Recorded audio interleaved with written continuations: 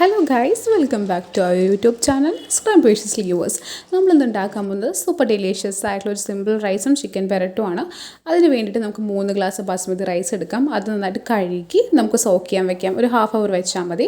പിന്നെ 1 കിലോ ചിക്കനിലേക്ക് നമുക്ക് പൊടികളായിട്ടുള്ള മല്ലിപ്പൊടി, മുളക് പൊടി, മഞ്ഞൾപ്പൊടി, വീട്ടിൽ പൊടിച്ച മസാല, പിന്നെ അതിൽ കൂടെ തന്നെ കുരുമുളക് പൊടി കൂടെ ചേർക്കാം. പിന്നെ കൂടാതെ നമുക്കൊരു പേസ്റ്റ് ഉണ്ടാക്കണം. അതിനുവേണ്ടി മിക്സിയുടെ ചെറിയ ജാറിലേക്ക് നമുക്ക് ഇഞ്ചി, വെളുത്തുള്ളി, പച്ചമുളക് അരച്ചെടുക്കാം. അതിനുശേഷം നമുക്ക് നമ്മുടെ വീട്ടിൽ ഉപയോഗിക്കുന്ന ഏതൊരു ഓയിലായിക്കോട്ടെ അത് 1 ടേബിൾ സ്പൂൺ ഒഴിച്ച് നന്നായിട്ട് മിക്സ് ചെയ്യുക. പിന്നെ നമ്മുടെ നേരത്തെ വെച്ചിരിക്കുന്ന ചിക്കൻ്റെ ബൗളിലേക്ക് ഈ മിക്സും കൂടെ ആഡ് ചെയ്യാം. ഇങ്ങനെ ഈ പേസ്റ്റും ഈ പൊടികളെല്ലാം ഈ ചിക്കനിലേക്ക് നന്നായിട്ട് മിക്സ് ചെയ്യുന്നവരെ കുഴച്ചെടുക്കാം. കുഴച്ചെടുത്തതിന് ശേഷം നമുക്ക് നമ്മുടെ ടൈമിനനുസരിച്ച് നമുക്ക് റെസ്റ്റ് ചെയ്യാൻ വെക്കാം. കൂടുതൽ റെസ്റ്റ് വെക്കുന്നതോറും അതിന് ടേസ്റ്റ് കൂടും. അപ്പോൾ നമുക്ക് നമ്മുടെ ടൈമിനനുസരിച്ച് റെസ്റ്റ് ചെയ്യാൻ വെക്കാം. റെസ്റ്റ് ചെയ്തതിന് ശേഷം നമുക്ക് ബാക്കി പരിപാടികളൊക്കെ ചെയ്യാം.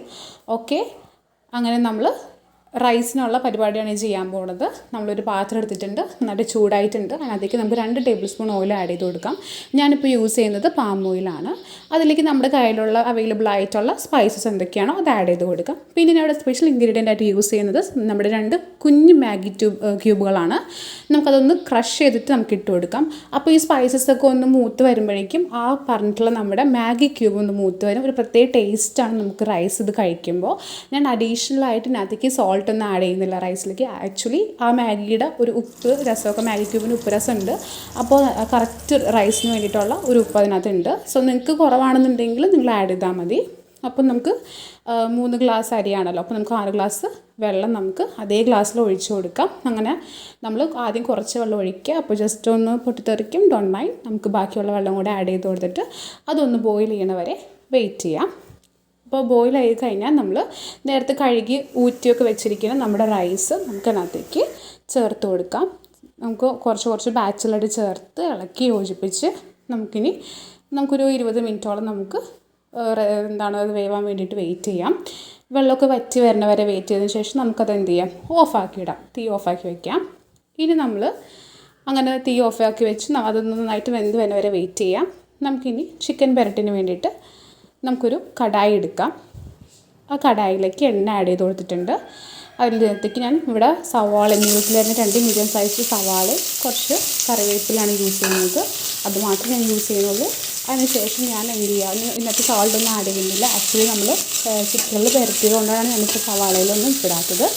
ഇഫ് യു വാണ്ട്, നിങ്ങൾക്ക് ആവശ്യമുണ്ടെങ്കിൽ നിങ്ങൾക്ക് കുറച്ച് സോൾട്ടൊക്കെ ആഡ് ചെയ്യാം.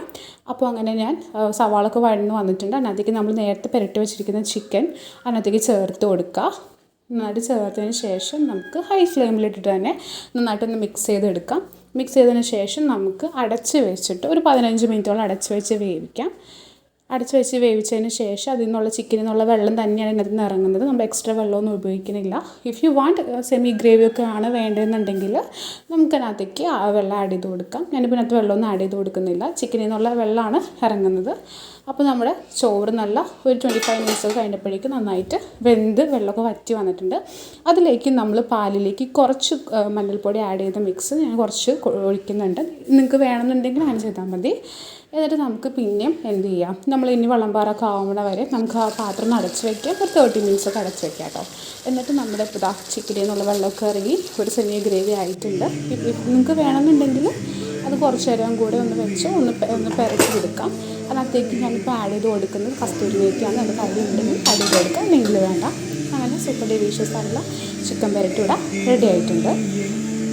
കാണാൻ അറിയാമല്ലോ, ഭയങ്കര ടേസ്റ്റ് ആയിട്ടുള്ള, അതേപോലെ മിനിമൽ എരിവൊക്കെ ഉള്ള, എല്ലാവർക്കും കൂട്ടാൻ പറ്റുന്ന ഒരു സിമ്പിൾ റെസിപ്പിയാണിത്. ട്രൈ ചെയ്ത് നോക്കുക. നമ്മൾ വേറെ ഇൻഗ്രീഡിയൻസ് ഒന്നും ചേർത്തിട്ടില്ല. ആ